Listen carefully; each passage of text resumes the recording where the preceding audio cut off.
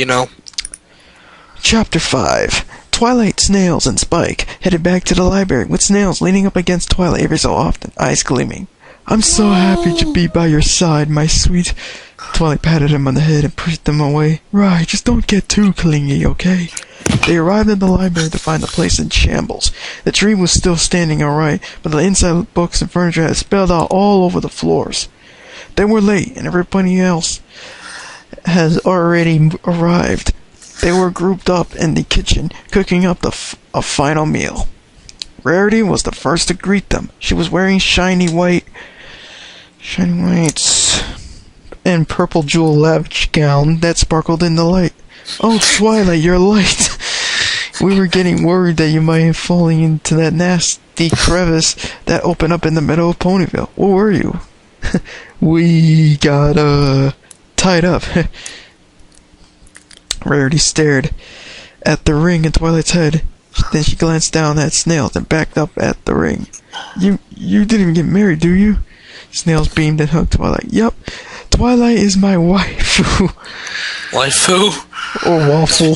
Waifu. I don't know what the hell. Waffle. Yeah, well, you see, it was kind of Snail's last request that we get married, so, yeah, I kind of did, I guess. Spike's eyes glazed at the... What? Damn it, I lost my freaking way. Come on, don't be like me, Nate. Shut up. You can't read for shit. Spike's eyes glazed over at this as he stared at Rarity, his mind turning into mush at her beauty and elegance mixed with emotions of hunger and an array of gemstones she had covered over her dress. Spike imagined himself stepping up to Rarity and saying, My fair Rarity, never have seen you more beautiful and elegant. Since this will be our last night together, will you give me your hoof in marriage so we may die together? But Spike didn't have the nerves to say this out loud. He just stood there in love-stricken daze. There was a moment of silence from Rarity before she finally spoke. Sorry about that.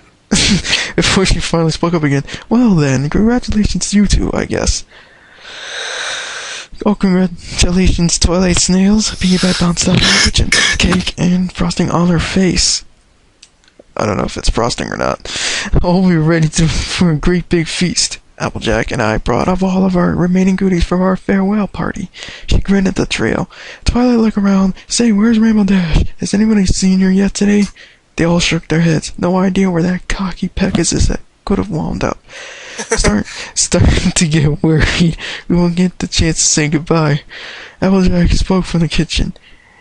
Anyways, that food smells wonderful, guys. Thanks for doing this. You guys really are the bestest friends. Twilight's eyes watered up. Try not to tear up too soon, dear. You'll lose your appetite. Rarity gave Twilight a pat on the back. Anywho, the food's all ready, so we get down with it. Applejack came out carrying an apple cake on her back, which set up on the dining table.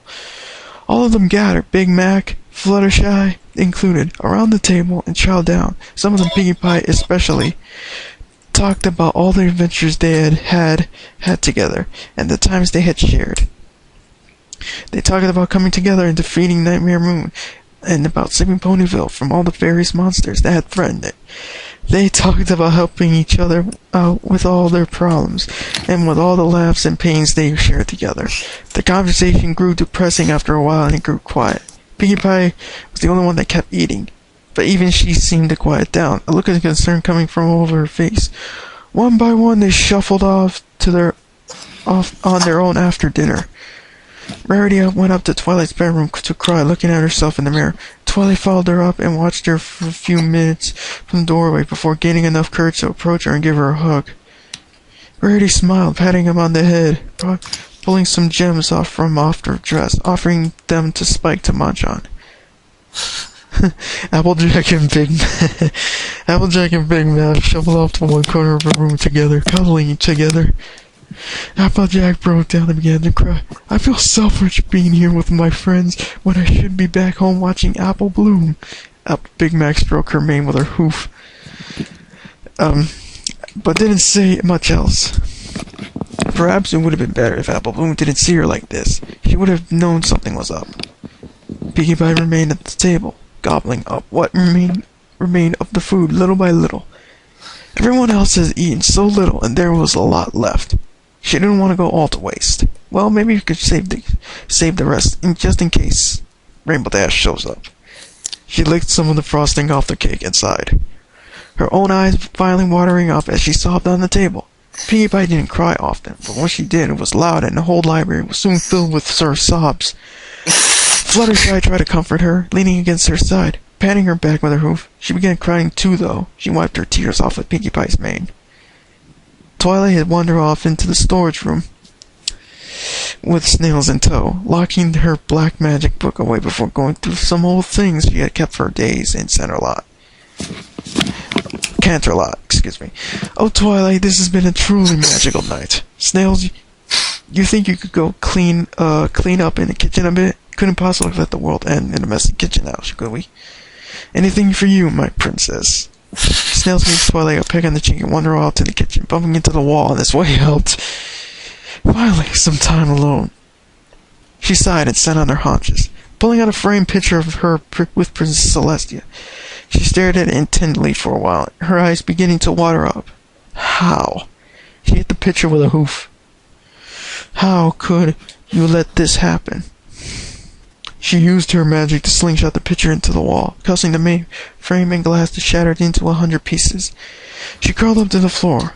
You were always so strong, so powerful. How could you let something like this happen? She sniffled and pulled the first magic book Celestia had given her when she was just a filly. I don't think I've ever felt more alone.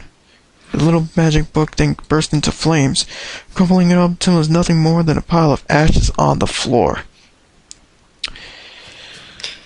Twilight? It was Spike. He was standing in the doorway into the storage. He walked over to Twilight, giving her a hug. I just want to say I'm sorry for the way I treated you today. Pressuring you to marry Snails like that, it was thoughtless. Twilight sighed. Don't even worry about it, Spike. I just wish there was more we could have done. I always relied on Princess Celestia for guidance, but this time she couldn't give me any. It almost feels like I've been betrayed. I'm sure she did everything she could to avoid this disaster. Twilight sighed and gave Spike another hug. She used her magic to pull out a couple more mementos she had kept. She had a picture of all her friends together with her. A picture of Spike shortly after he hatched from his egg. And even a picture of Spike's mother. While Twilight wasn't Spike's true mother, she did have a care for him a lot when he was younger. But he matured fast and still felt like he was a family. A younger brother, perhaps. She was happy you at least... Sorry. She was happy at least broke away. You know, I'm trying to read something sad and that had happened. I know. That's horrible. Fluttershy and Rarity, you need to shut up. She was happy that at least broke away from oogling over Rarity to say goodbye to her. I think I'll miss you most of all, Spike. Spike's eyes began to water up and he rubbed his face against Twilight's chest. The two remained together for a few more minutes before they were interrupted. Twilight? Applejack stood in the doorway, Spike, Pinkie Pie looking over her shoulder. You alright, Sugar Cube? It's getting close to the hour. We're all waiting for you. Twilight pulled herself up, wiping her tears away, following Applejack up to the stairs to her room. There, everyone was gathering up at Twilight's bed with the lights out.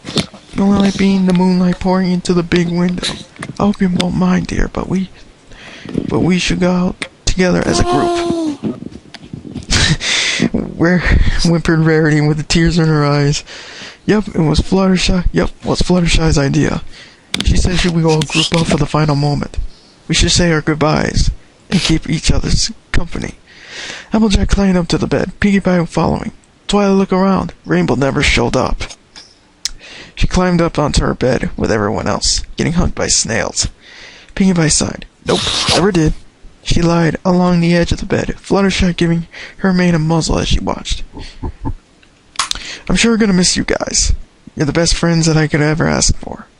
I'll even miss Rainbow, wherever she may be. Twilight leaned into the pile of her friends. Big Mac, having gotten himself stuck in the middle, being leaned on by most of them. I'll miss you too, Sugar Cube. Applejack looked around, tears in her eyes, as she held her hat into their chest. All of y'all. Yup, said Big Mac. Y'all really were the best friends a mayor like me could ask for. Rarity whimpered. I'll miss you guys too. I really hope there's a pony heaven we can all party in. Yep.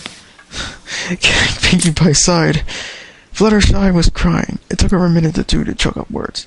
Goodbye, friends.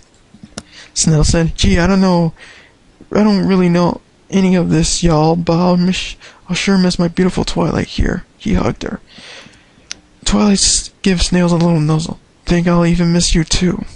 The clock on the wall was ticking down, and there was less than a minute left before midnight. Some of the sobbing had stopped when their attention had been turned toward the clock. The group were getting closer and tenser as their heart raced, and the clock ticked away. Spike had been quiet the whole time. He's been watching Rarity. There was only about 30 seconds left before he jumped up. Oh, what the hey? Rarity, I love you! He jumped up and gave Rarity a big kiss on the mouth. Rarity's eyes going wide as she fell back into Applejack. Yeah, I'm sorry. That's her reaction. Perfect timing. I Yes. know, right? Yes. He jumped up and gave her, oh yeah, I already read that. Rarity's eyes going wide as she fell back into the Applejack's back. She smiled a bit at this and wrapped the hoof around Spike's back, returning the kiss. This is it, every pony, said Applejack. Every pony's eyes except Rarity and Spike glued into the clock.